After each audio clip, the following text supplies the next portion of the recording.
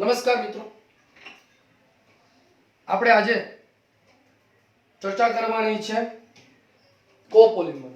મિત્રો, આગળના વિડીયોમાં આપણે જે ચર્ચા કરી તેમાં હોમોપોલિમરના એક્ઝામ્પલની વાત કરી હતી. હોમોપોલિમરમાં પોલિથીન, પોલીએક્રિલોનાઇટ્રાઇડ, ટેફલોન વગેરેની આપણે ચર્ચા કરેલી છે. ત્યાર પછી હવે આપણે જે ચર્ચા કરવાની છે એ સહપોલિમર. સહપોલિમર વિશે ભણવાનું. એનસીઈઆરટી ની ટેક્સ્ટ બુકમાં આપણે સહપોલિમર એક જ અભ્યાસ કરવાનો છે. એમાં છે એસબીઆર, સ્ટાયરીન બ્યુટાડાઇન રબર. એટલે ટૂંક નોંધમાં તમને પ્રશ્ન પૂછાય સહપોલિમર એટલે શું, ઉદાહરણ સહિત સમજાવો. અથવા તો પ્રશ્ન તમને પૂછાય કે સ્ટાયરીન બ્યુટાડાઇન રબર અથવા તો એસબીઆર વિશે ટૂંક નોંધ લખો. આવો પ્રશ્ન પણ તમને પૂછાય. તો પહેલા તો સહપોલિમર કોને કહેવાય આપણને ખબર હોવી જોઈએ. સહપોલિમર કોને કહેવાય એની આગળના વિડીયોમાં આપણે અભ્યાસ કરેલો છે. સમ અને સ એટલે કોપોલિમર જેને ઇંગ્લિશમાં કહેવાય. તો કે જે પોલિમરમાં વપરાતા મોનોમર જુદા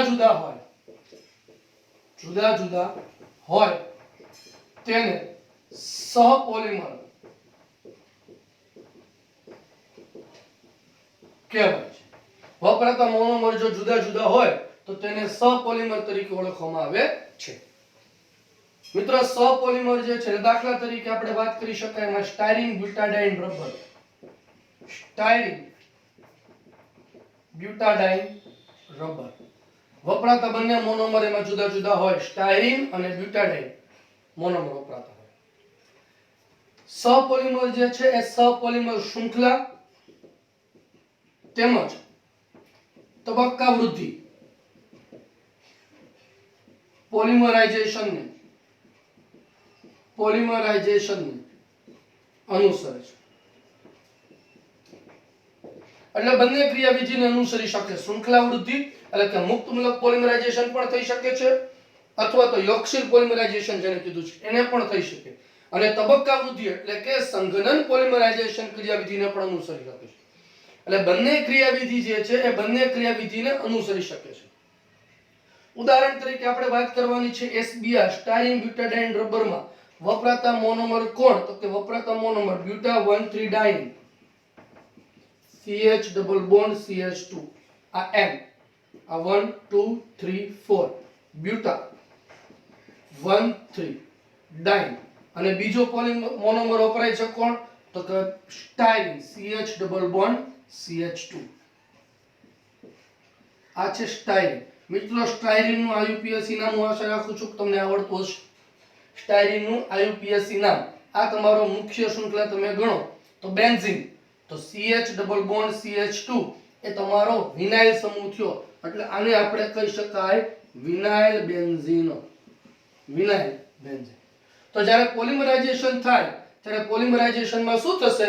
તો કે પોલિમરાઇઝેશનમાં પહેલા બીજા અને ત્રીજા ચોથા વચ્ચેનો પાયબંધ તૂટે અને નવો પાયબંધ આ બંને વચ્ચે બને. અને અહીંયા CH ડબલ બોન્ડ CH2 માં પાયબંધ તૂટે અને આ બંને એકબીજા સાથે જોડાય. એટલે તમને આ પ્રમાણે CH2 CH double bond CH CH2 butadiene અને સ્ટાયરીન ત્યાંથી જોડાય CH CH2.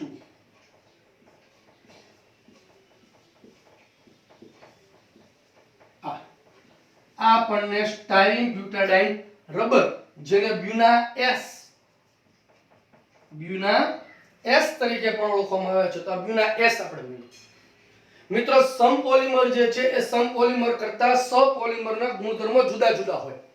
કારણ તો કે એમાં વપરાતા ક્રિયાશીલ સમૂહો, એની પોલિમરાઇઝેશનની ક્રિયાવિધિ આ બધું જુદું છે.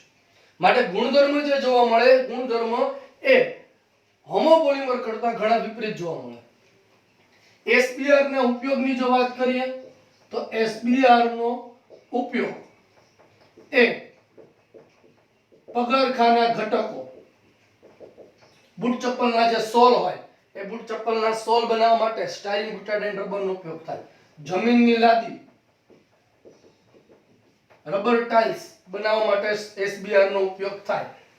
ઘણા ટાયરની બનાવટમાં ઉપયોગ થાય, ટાયર અથવા ટ્યુબની બનાવટમાં એનો ઉપયોગ થાય, અને તારના વીજરોધનમાં SBR સ્ટાયરીન બ્યુટાડાઇન રબરનો ઉપયોગ થાય છે. તો આપણે જે વાત કરી એ SBR સ્ટાયરીન બ્યુટાડાઇન રબરની આપણે વાત કરી. અથવા તો પરીક્ષામાં તમને પ્રશ્ન પૂછાય કે સહપોલિમર એટલે શું, તેના વિશે ટૂંકમાં સમજાવો, તેના વિશે સમજાવો, તો આટલી વસ્તુ આપણે લખી શકીએ છે. ખ્યાલ આવ્યો? તો હવે આપણે આગળ વાત કરીએ છીએ એના પછી સહપોલિમર પછી હવે આપણે જે ચર્ચા કરવાની છે એ સંઘનન પોલિમરાઇઝેશન એટલે શું અને તેના એક્ઝામ્પલ વિશે આપણે ડિટેલમાં સમજવાનું છે. તો ટાઇટલ આપણે આપીએ કે સંઘનન પોલિમરાઇઝેશન અથવા તબક્કા વૃદ્ધિ પોલિમરાઇઝેશન. સંઘનન પોલિમરાઇઝેશન અથવા તો તબક્કા વૃદ્ધિ પોલિમરાઇઝેશન કોને કહેવાય એ સમજાવો, અથવા તો ઉદાહરણ સહિત સમજાવો. તો મિત્રો આપણને પહેલા ખબર પડવી જોઈએ કે સંઘનન પ્રક્રિયા એટલે શું. પોલિમરાઇઝેશન કોને કહેવાય તો આપણને ખ્યાલ છે. પોલિમરાઇઝેશન એટલે કે મોનોમરમાંથી પોલિમર બનવાની પ્રક્રિયા. પણ સંઘનન પ્રક્રિયા કોને કહેવાય એ પહેલા સમજવું જરૂરી છે કે સંઘનન પ્રક્રિયા એટલે શું. તો કે મોટા કદના અણુઓ એકબીજા સાથે જોડાય,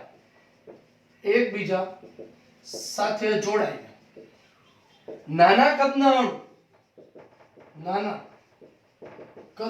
અણુ એ નાના કદના અણુ તરીકે કોણ હોઈ શકે તો કે મિથેનોલ હોઈ શકે, HCl હોય, H2O હોય.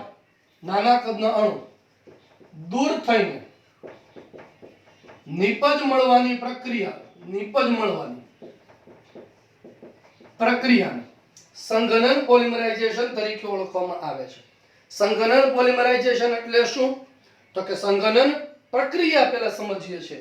સંઘનન પ્રક્રિયાને ઇંગ્લિશમાં કન્ડેન્સેશનની પ્રક્રિયા કહેવાય, કન્ડેન્સેશન રિએક્શન કહેવાય.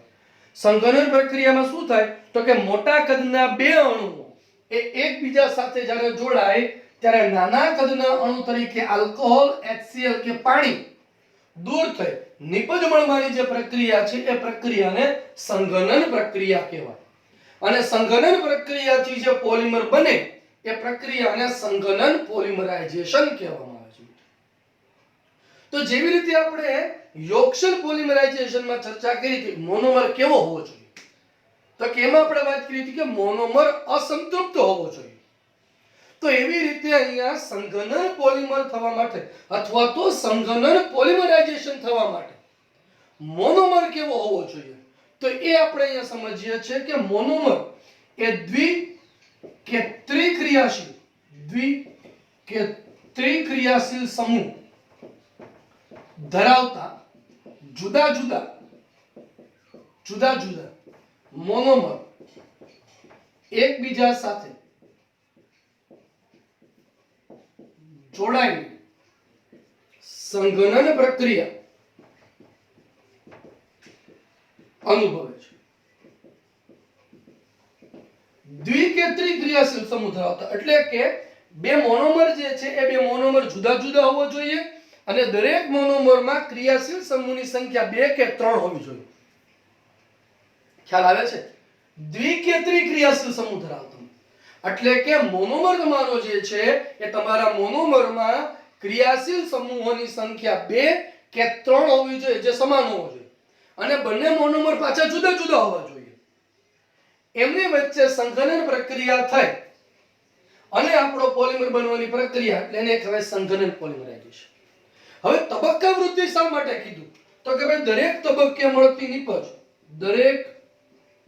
તબક્કે મળતી નિપજ એ દ્વિક્રિયાશીલ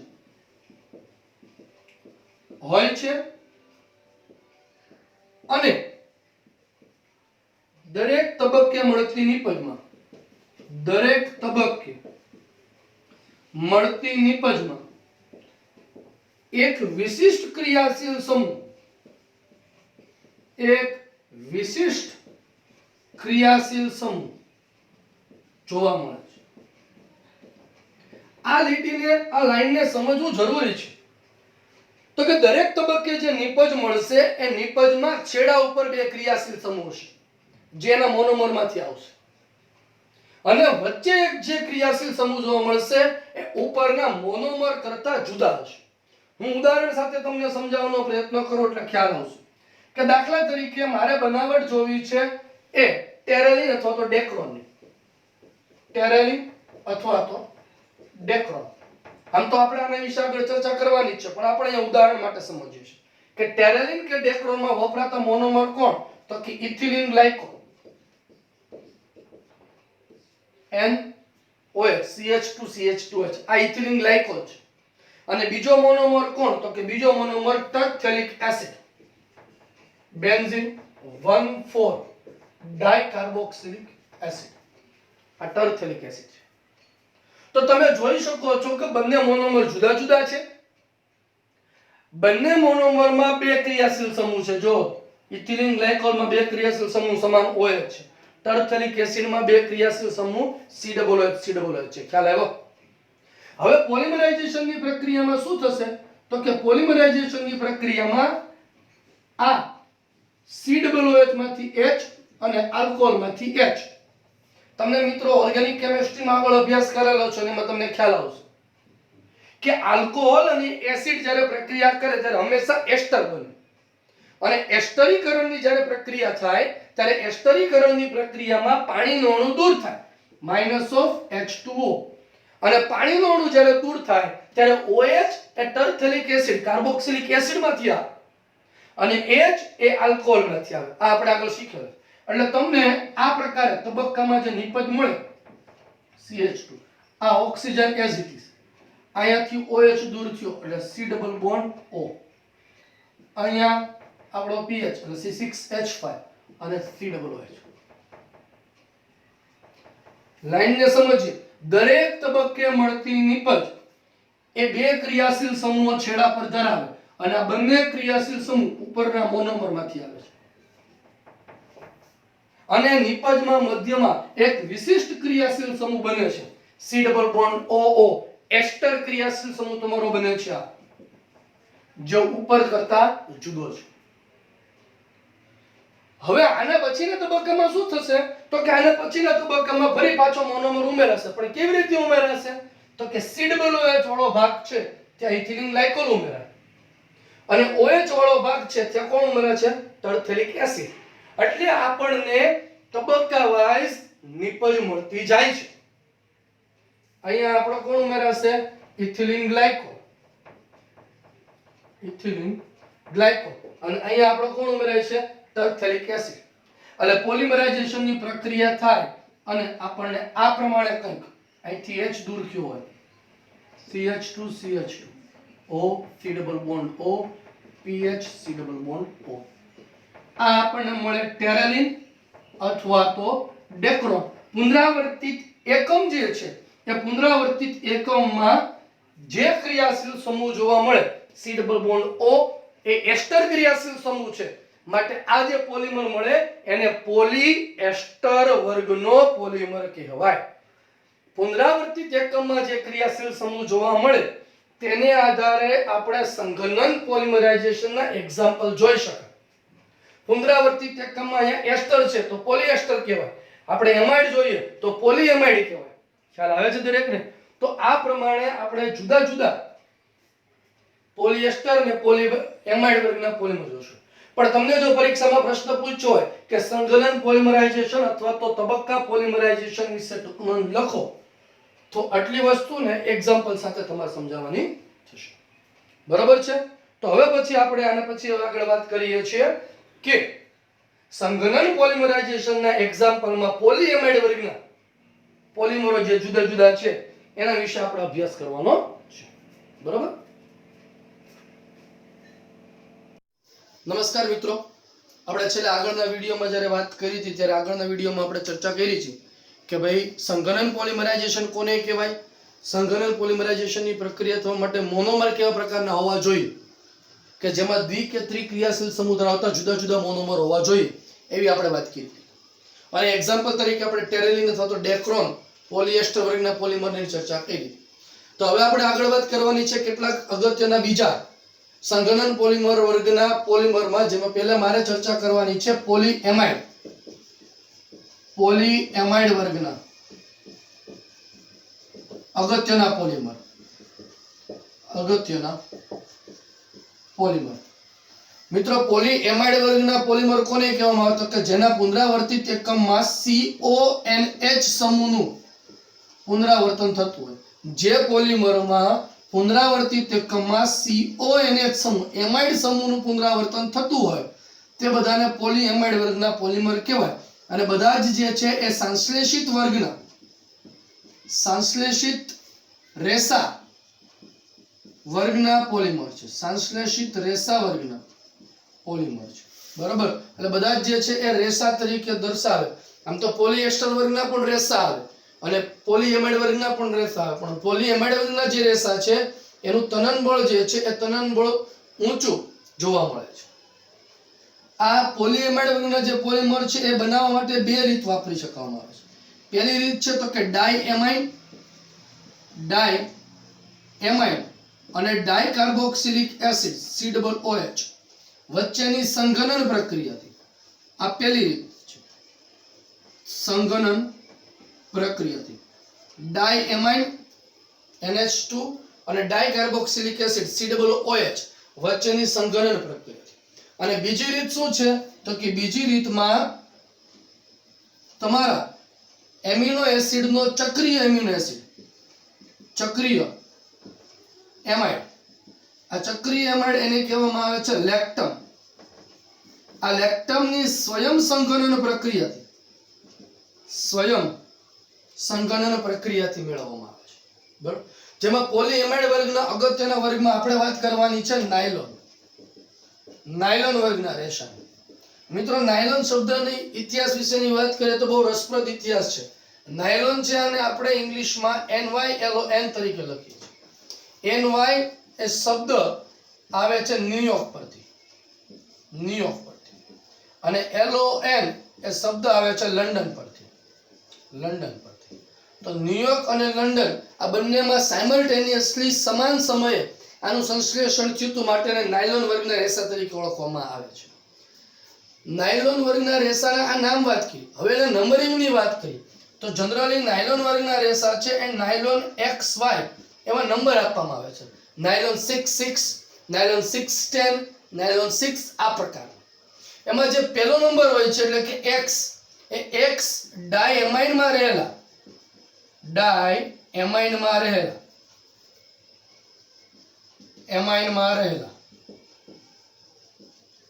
કાર્બન પરમાણુની સંખ્યા સૂચવે છે. જ્યારે Y જે છે એ Y ડાયકાર્બોક્સિલિક એસિડમાં રહેલા કાર્બન પરમાણુની સંખ્યા સૂચવે છે. બરોબર છે? તો નાયલોન વર્ગના રેસાની આપણે વાત કરી. નાયલોન 6-6 અને નાયલોન 6, નાયલોન 5 એની વિશે આપણે ચર્ચા કરીએ છીએ. જેમાં પહેલા મારે તમને ચર્ચા કરવાની છે એ નાયલોન 6-6. પરીક્ષા માટે 3 માર્ક્સ માટે બોર્ડમાં ખૂબ અગત્યનો પ્રશ્ન કે નાયલોન 6-6 ની બનાવટ, ગુણધર્મ અને તેના ઉપયોગો વિશે ચર્ચા કરો. તો આપણે પહેલા વાત કરવાની છે નાયલોન 6-6. નાયલોન 6-6 ની પહેલા આપણે વાત કરીએ બનાવટ વખતે વપરાતા મોનોમર કયા? તો કે પહેલો મોનોમર HMDA હેક્સામિથિલિન ડાયએમાઇનો. હેક્સામિથિલિન ડાયએમાઇનો જેને HMDA તરીકે ઓળખવામાં આવે. હેક્ઝેન 1,6 ડાયએમાઇન IUPAC નામ છે. અને બીજો મોનોમર જે છે એ બીજો મોનોમર કાર્બોક્સિલિક એસિડ 6 કાર્બન ધરાવતો ડાયકાર્બોક્સિલિક એસિડ એને કહેવામાં આવે છે એડિપિક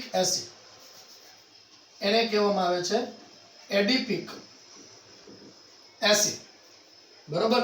એડીપિક એસિડ અથવા તો આઈયુપીએસી નામનું તમે કરો તો આઈયુપીએસી નામ શું થશે? Hexane 1,6 dicarboxylic acid. Hexane 1,6 dicarboxylic acid એ આનું આઈયુપીએસી નામકરણ થશે. હવે જ્યારે પોલિમરાઇઝેશનની પ્રક્રિયા થાય ત્યારે શું થશે?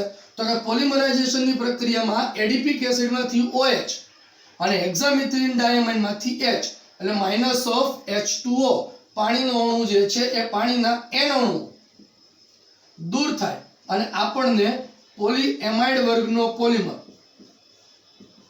NH C double bond O CH2 4 times C double bond O જોવા મળે, જેને નાયલોન 6,6 તરીકે ઓળખવામાં આવે. આ જે નાયલોન 6,6 પોલિમર તમને જે જોવા મળે છે એમાં 6 કાર્બન પુનરાવર્તિત એકમ તમે જુઓ તો હેક્સામિથિલિન ડાયમાઇનમાંથી 6 કાર્બન અને એડીપિક એસિડ જે છે એ એડીપિક એસિડમાંથી 6 કાર્બનનું પુનરાવર્તન થાય માટે નાયલોન 6,6 તરીકે ઓળખવામાં આવે છે. ગુણધર્મની જો આપણે મિત્રો વાત કરીએ ગુણધર્મ તો ગુણધર્મ જે છે એ નાયલોન 6,6 વર્ગના પોલિમર એ ઊંચું તનનબળ ધરાવે છે. આ ઊંચું તનનબળ એ તેમાં રહેલા પ્રબળ આંતરઆણ્વીય હાઇડ્રોજન બંધના કારણે જોવા મળે છે. ઊંચું તનનબળ એને પર તમે વજન લટકાવી શકો છો. વજન સહન કરવાની ક્ષમતા એની ઊંચી છે. એ ઊંચી વજન સહન કરવાની ક્ષમતા શેના કારણે જોવા મળે છે? તો કે એમાં જોવા મળતા પ્રબળ હાઇડ્રોજન બંધને કારણે એ ઊંચું તનનબળ જોવા મળે છે. આ ઉપરાંત સંવૃત સંકુલનના કારણે એ ઘન અવસ્થા ધરાવતા અવસ્થામાં જોવા મળે છે. સંવૃત સંકુલન કોને કહેવાય? તો કે એકબીજાની નજીક સરળતાથી ઠસોઠસ ગોઠવાઈ શકે છે એને સંવૃત સંકુલન તરીકે ઓળખવામાં આવે છે. તે સંવૃત સંકુલનના કારણે એ ઘન અવસ્થામાં તમને જોવા મળે છે. ઉપયોગોની આપણે વાત કરીએ. ઉપયોગો તો નાયલોન 6,6 જે છે એ નાયલોન 6,6 એ પતરાની બનાવટમાં પ્લાસ્ટિકના પતરા જે તમે જોવા મળે છે એ પતરાની બનાવટમાં બ્રશ માટેના દાંતા ટૂથબ્રશની ઉપરના જે બ્રશ આવે દાંતા એ દાંતા નાયલોન 6,6 વર્ગના તમને જોવા મળે. આ ઉપરાંત કાપડની બનાવટમાં તેનો ઉપયોગ થાય છે. બરોબર. તો આ નાયલોન 6,6 વિષયની ટૂંક નોંધ તમને પરીક્ષામાં પ્રશ્ન પૂછાય 553 કેલ્વિન તાપમાને ઊંચા તાપમાન ઊંચા દબાણે યાદ રાખો. નાયલોન 6,6 મોનોમર પણ વપરાશે. હેક્સામિથિલિન ડાયમાઇન HMDA આઈયુપીએસી નામ આવડવું જોઈએ. Adipic acid hexane 1,6 dicarboxylic acid adipic acid 553 kelvin તાપમાને ઊંચા દબાણે પોલિમરાઇઝેશનની પ્રક્રિયા થાય, પાણીનો અણુ દૂર થાય અને નાયલોન 6,6 પોલીએમાઇડ વર્ગનો પોલિમર મળે જે સંવૃત સંકુલનના કારણે ઘન અવસ્થામાં જોવા મળે. પ્રબળ આંતરાણવીય હાઇડ્રોજન બંધ છે જેના કારણે ઊંચું તનનબળ જોવા મળે. ઉપયોગોની વાત કરીએ તો પતરા, બ્રશ માટેના દાંતા અને કપડા અથવા તો કાપડની બનાવટમાં થાય છે. તો આ નાયલોન 6,6 ની વાત કરી. આવી જ રીતે જ આ જ ગુણધર્મ ધરાવતો એક બીજો પોલિમર આવે છે નાયલોન 610. નાયલોન 610 આ આપણી એનસીઈઆરટી માં નથી પણ એમસીક્યુ માં આપણને પૂછાય કે નાયલોન 610 ની બનાવટમાં વપરાતા મોનોમર જણાવો. તો તમે જો આ ધ્યાન આપો ને, મેં તમને આગળના હમણાં થોડી વાર પહેલા વાત કરી હતી કે નંબરિંગ કેવી રીતે થાય છે. તો કે 6 કાર્બન ડાયમાઇનમાંથી 10 કાર્બન ડાયકાર્બોક્સિલિક એસિડમાંથી તો 6 કાર્બન ધરાવતો ડાયમાઇન કોણ થવાનો છે? તો કે હેક્સામિથિલિન ડાયમાઇન HMDA. આ HMDA અને 10 કાર્બન ધરાવતો ડાયકાર્બોક્સિલિક acid CH2 6 times sorry 8 times. આ 10 કાર્બન ધરાવતો ડાયકાર્બોક્સિલિક એસિડ એને કહેવાય છે સિબાસિક એસિડ. અને આ છે આપણો HMDA. પોલિમરાઇઝેશનની પ્રક્રિયા થાય અહીંથી OH અને અહીંથી H -NH2O અને નાયલોન 610 વર્ગનો પોલિમર જેનો પુનરાવર્તિત એકમ આ પ્રમાણે થાય. પરીક્ષામાં તમને પૂછાઈ શકે નાયલોન 610 વર્ગના પોલિમરનું સાંકેતિક સ્વરૂપ અથવા પુનરાવર્તિત એકમ જણાવો. તો 6 કાર્બન ડાયમાઇન તરફથી 10 કાર્બન ડાયકાર્બોક્સિલિક એસિડ તરફથી જોવા મળે છે. બરોબર. અને ઉપયોગો છે, એના ઉપયોગો સેમ બ્રશ માટેના દાંતા, કાપડની બનાવટમાં, ફાઇબર્સ તરીકેનો ઉપયોગ ઘણી બધી જગ્યાએ થાય છે. તો આ 610 ની વાત કરી. હવે વાત મારે કરવાની છે તમને બીજા નાયલોન વર્ગના, એટલે કે પોલીએમાઇડ વર્ગ હજી આપણે કન્ટિન્યુઅસ રાખીએ છીએ. નાયલોન વર્ગનો પોલિમર નાયલોન 6 એની મારે તમને ચર્ચા કરવાની. નાયલોન 6 જે છે એ સ્વયં સંઘનનનું ઉદાહરણ છે. સ્વયં સંઘન આપણે હમણાં થોડી વાર પહેલા વાત કરી હતી કે પોલીએમાઇડ વર્ગના પોલિમર બનવા માટે મોનોમર બે પ્રકાર હોવા જોઈએ. ડાયમાઇન ને ડાયકાર્બોક્સિલિક એસિડ, અને બીજું એમિનો એસિડનો ચક્રીય એમાઇડ, એટલે એને કહેવામાં આવે છે લેક્ટમ હોવો જોઈએ. તો આ લેક્ટમનું ઉદાહરણ છે. 6 કાર્બન ધરાવતો લેક્ટમ બનાવ. મોનોમર જે છે એ મોનોમર 6 કાર્બન ધરાવતો ચક્રીય એમાઇડ. આ એક carbon C2 C3 C4 C5 C6. આને કહેવામાં આવે છે કેપ્રોલેક્ટમ. કેપ્રોલેક્ટમ. આને કેપ્રોલેક્ટમને ઘણીવાર જે છે આ રીતે દર્શાવવામાં આવે એપ્સિલોન ઈ કેપ્રોલેક્ટમ જેને કહેવામાં.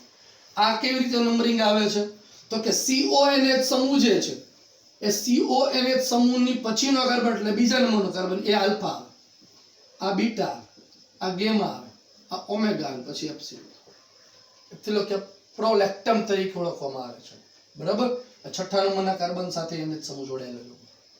તો કેપ્રો અને લેક્ટમ. કેપ્રો જે છે લેટિન વર્ડ છે જેનો અર્થ થાય છે 6 કાર્બન, અને લેક્ટમ એનો અર્થ થાય છે ચક્રીય એમાઇડ. ચક્રીય એમાઇડ. તો કેપ્રોલેક્ટમની પાણીના અણુ સાથે 533 થી 543 કેલ્વિન તાપમાને જ્યારે પ્રક્રિયા થાય ત્યારે CONH વર્ગ છે એમાં પાણીનો અણુ ઉમેરાય એટલે H અને OH થાય.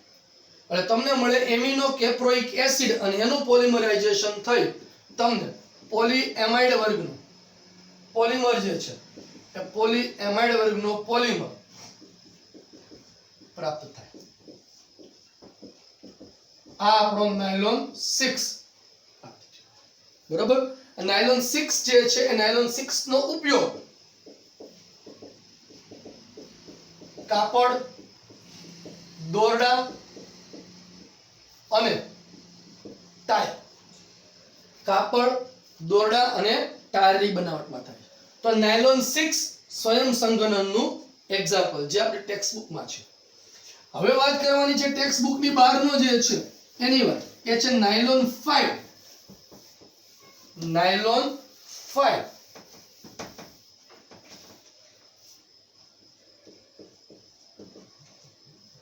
જેને મિત્રો પરલોન L તરીકે ઓળખવામાં આવે. નાયલોન જે USA વર્ડ છે અને પરલોન જે જર્મન વર્ડ છે.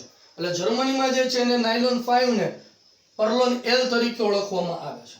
બરોબર. જો પરલોન L આવે છે ને પરલોન U પણ આવે. પરલોન U જે છે આપણે પછીના વિડીયોમાંની ચર્ચા કરશું પરલોન U કોને કહેવાય. પણ પરલોન L એટલે નાયલોન 5 સ્વયં સંઘનનનું ઉદાહરણ છે. એટલે 5 કાર્બન ધરાવતો ચક્રીય amide C double bond O NH આ પહેલો carbon C2 C3 C4 C5. 5 carbon ધરાવતો ચક્રીય એમાઇડ જેને વેલેરોલેક્ટમ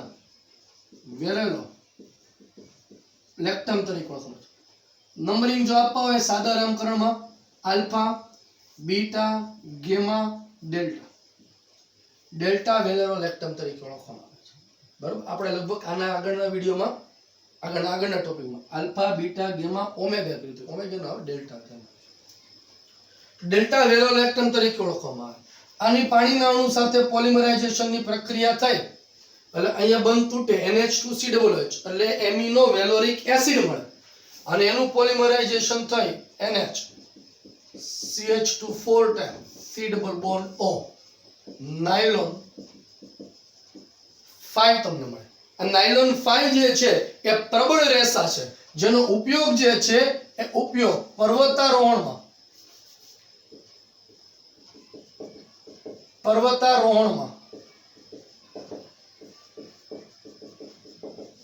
વપરાતા દોરડાની બનાવટમાં, પર્વતારોહણ માટે વપરાતા દોરડાની બનાવટમાં પર્લોન એલ જે છે એ પર્લોન એલ નો ઉપયોગ થાય છે. બરોબર. તો આ પોલીએમાઇડ વર્ગના પોલિમર વિશે આપણે વાતચીત કરી. હવે પછી જે છે આપણે થોડી વાર પછી પોલીએસ્ટર વર્ગના પોલિમરની ચર્ચા કરશું. બરોબર. જુઓ. ઓકે. તો હવે આપણે વાત કરવાની છે પોલીએસ્ટર વર્ગના પોલિમરની. આની પહેલા આપણે ચર્ચા કોની કરી? પોલીએમાઇડ વર્ગમાં. પોલીએમાઇડ વર્ગમાં કોણ કોણ જોયા? નાયલોન 6, 6, 610, નાયલોન 6 અને નાયલોન 5. હવે મારે જે વાત કરવાની છે પોલીએસ્ટર વર્ગના પોલિમરમાં. પોલીએસ્ટર વર્ગના પોલિમરમાં પહેલા જે મારે ચર્ચા કરવાની છે એ ટેરેલિન અથવા તો ડેક્રોન. ટેરેલિન અથવા તો ડેક્રોન વર્ગના પોલિમર, જેની હમણાં આપણે થોડી વાર પહેલા આગળના વિડીયોમાં એક્ઝામ્પલ જ્યારે સમજ્યા ત્યારે વાત કરી હતી. બનાવટની જો પહેલા વાત કરીએ તો બનાવટમાં વપરાતા monomer 2 monomer, ethylene glycol CH2OH. આ ઇથિલિન ગ્લાયકોલ જેને IUPAC નામ શું કહેવામાં આવે છે? Ethylene glycol. આ એનું સામાન્ય નામ છે. IUPAC નામ શું થશે? ઇથેન 1,2-ડાયોલો. અને ડાયકાર્બોક્સિલિક એસિડમાં બેન્ઝીન 1,4-ડાયકાર્બોક્સિલિક એસિડ, જેને કહેવામાં આવે છે ટર્ફથેલિક એસિડ. બેન્ઝીન 1,4-ડાયકાર્બોક્સિલિક એસિડ. પોલિમરાઇઝેશન થાય -H2O, પાણીનો અણુ દૂર થાય. મિત્રો પોલીએસ્ટર વર્ગનો પોલિમર બને છે. એટલે એસ્ટરીકરણની પ્રક્રિયામાં આપણે આગળ ઓર્ગેનિકમાં શીખેલા છે કે એસ્ટરીકરણની જ્યારે પ્રક્રિયા થાય ત્યારે COOH જે છે, COOH માંથી OH અને ઇથિલિન ગ્લાયકોલ જે છે એમાંથી OH માંથી H, પાણીનો અણુ દૂર થાય અને આપણને પોલીએસ્ટર વર્ગ જે છે એ પોલીએસ્ટર વર્ગનો polymer O CH2 CH2O C double bond O, આ H દૂર થયો, આ ઓક્સિજન, અહીંથી OH દૂર થયો, કાર્બન, આ PH C6H5 C double bond O. આ આપણને ટેરેલિન અથવા તો ડેક્રોન વર્ગનો પોલિમર. ગુણધર્મોની જો આપણે વાત કરીએ તો ગુણધર્મોમાં કાચ પ્રબલક,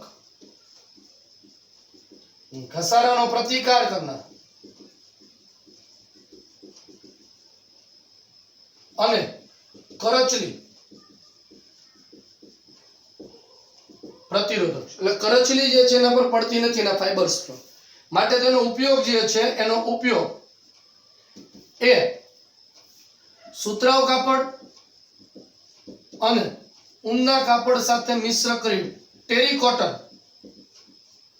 અને ટેરી વૂલ, સુતરાઉ કાપડ અને ઊનના કાપડ સાથે એ ટેરેલિન તો ડેક્રોન છે એની સાથે મિક્સ કરવામાં આવે અને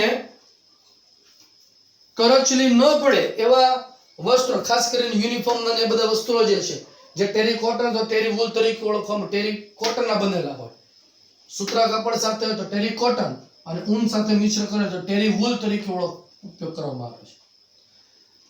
તો આ કરચલી પ્રતિરોધક હોવાથી એનો ગુણધર્મ, કાચ પ્રબલક હોવાથી એટલે કે એના પર ઘસારાનો પ્રતિકાર કરે છે, માટે એનો ઉપયોગ જે છે એ સલામતીના સાધનોમાં, સલામતી માટેના સાધનો, ખાસ કરીને હેલ્મેટ, એ હેલ્મેટ જે છે એ હેલ્મેટના કાચની બનાવટમાં ટેરેલિન ડેક્રોનનો ઉપયોગ થાય. મિત્રો આના 2 ફોર્મ છે. ટેરેલિન અને ડેક્રોન જે છે આ મુખ્યત્વે રેસા સ્વરૂપે હોય, રેસા સ્વરૂપે, જે રેસા સ્વરૂપે હોય તો એનો ઉપયોગ થાય. અને બીજું એક ફોર્મ એનું છે ફિલ્મ સ્વરૂપે, પટ્ટી સ્વરૂપે, લેયર સ્વરૂપે. એ ફિલ્મ ફોર્મ જે છે એને માઇલર તરીકે ઓળખવામાં આવે. એમસીક્યુમાં કોઈ જગ્યાએ આવે તો ખ્યાલ હોવો જોઈએ કે માઇલરમાં વપરાતા મોનોમર શું, તો માઇલર કયો કે ટેરેલિન કયો, માઇલર એ ટેરેલિન અથવા તો ડેક્રોનનું એક ફોર્મ છે, સ્વરૂપ છે. જો રેસા વર્ગમાં હોય તો ટેરેલિન અથવા ડેક્રોન તરીકે ઓળખાય, પણ જો એક ફિલ્મ સ્વરૂપમાં પટ્ટી સ્વરૂપે હોય તો એ માઇલર તરીકે જે છે એ માઇલર તરીકે ઓળખવામાં આવે છે. બરોબર. તો આ પોલિએસ્ટર વર્ગના પોલિમરની આપણે વાત કરી. બીજો જે આપણે વાત કરવાની છે પોલિએસ્ટર વર્ગના પોલિમરમાં, એ વાત કરવાની છે મારે ગ્લિપ્ટાર ની વાત આપણે કરવાની છે. ગ્લિપ્ટાર.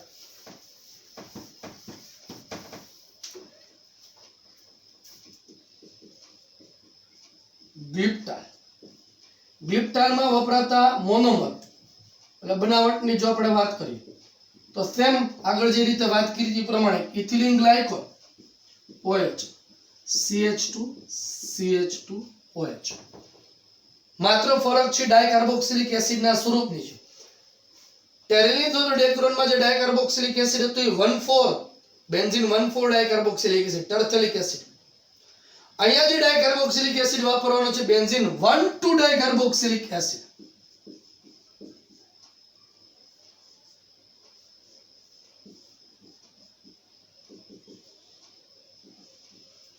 થેલિક એસિડ જેને કહે છે આપણે થેલિક એસિડ અથવા તો આઈયુપીએસી નામ લખીએ તો બેન્ઝીન 1,2 ડાયકાર્બોક્સિલિક એસિડ. આ 1,2 ડાયકાર્બોક્સિલિક પોલિમરાઇઝેશનની પ્રક્રિયા થાય -H2O એસ્ટરીકરણની પ્રક્રિયા છે. એસ્ટર બને એટલે એસ્ટરમાં આપણે વાત કરી હતી COOH માંથી OH અને આલ્કોહોલ માંથી H એટલે આપણને મળે O CH2CH2O C double bond O. અહીંયા આવશે આપણો pH C double bond O. આ મેં સમજાવવા માટે લખ્યું છું, પરીક્ષામાં તો આપણે દોરવું પડશે, નહીં તો 1,2 છે કે 1,4 ખ્યાલ ના આવે. આ જે આપણને મળ્યો એ ગ્લિપ્ટાર પોલિમર. મિત્રો ગ્લિપ્ટાર પોલિમર જે છે એ યોગ્ય સોલ્વન્ટ જે છે એ યોગ્ય સોલ્વન્ટમાં ડિઝોલ્વ કરીને ઓગળવામાં આવે અને એનું લેયર જે છે તમે પાથરો એ જે સોલ્વન્ટ એ દ્રાવણ એટલે એમાંથી ગ્લિપ્ટાર જે છે ઇવોપરેટ થઈ જાય, બાષ્પ થઈ જાય અને જે લેયર તૈયાર થાય છે એ નોન ફ્લેક્સિબલ લેયર તૈયાર છે, પટ્ટી તૈયાર થાય છે. માટે એનો ઉપયોગ ક્યાં થાય તો કે એનો ઉપયોગ પેઇન્ટની બનાવટમાં, રંગમાં અને લીકર્સ એટલે દારૂ થાય, લેકર્સની બનાવટમાં એનો ઉપયોગ જે છે એ ઉપયોગ પેઇન્ટ અને લેકર્સની બનાવટમાં. લેકર્સ એટલે શું તો કે બેઝિકલી લેકર્સ એટલે કે ધાતુ અથવા તો જે લાકડાની સપાટી હોય એ સપાટીને ચળકદાર બનાવવા માટે જે પડ જે બનાવવામાં વાપરવામાં આવે, ઉપયોગ કરવામાં આવે એને લેકર્સ તરીકે ઓળખવામાં આવે. અને લેકર્સની બનાવટમાં ગ્લિપ્ટારનો ઉપયોગ થાય. કેવી રીતે તો મેં તમને વાત કરી પ્રમાણે કે એને તમે કોઈ સોલ્વન્ટ યોગ્ય સોલ્વન્ટમાં ડિઝોલ્વ કરવામાં આવે તો યોગ્ય સોલ્વન્ટમાં ડિઝોલ્વ જ્યારે કરો ત્યારે એમાંથી એ ઇવોપરેટ થઈ જાય અને ઇવોપરેટ થઈને જે ફિલ્મ તૈયાર થાય નોન ફ્લેક્સિબલ એ આની બનાવટમાં થાય છે. તો આપણે આ પોલિએસ્ટર વર્ગ જે છે એ પોલિએસ્ટર વર્ગના પોલિમરની ચર્ચા કરી. અહીંયા સુધી રાખીએ છીએ. હવે આપણે આના પછીના વિડીયોમાં ચર્ચા કરશું બીજા ફોર્માલ્ડિહાઇડ વર્ગના પોલિમરની વાત કરવાની રહેશે. બરાબર, ચાલો.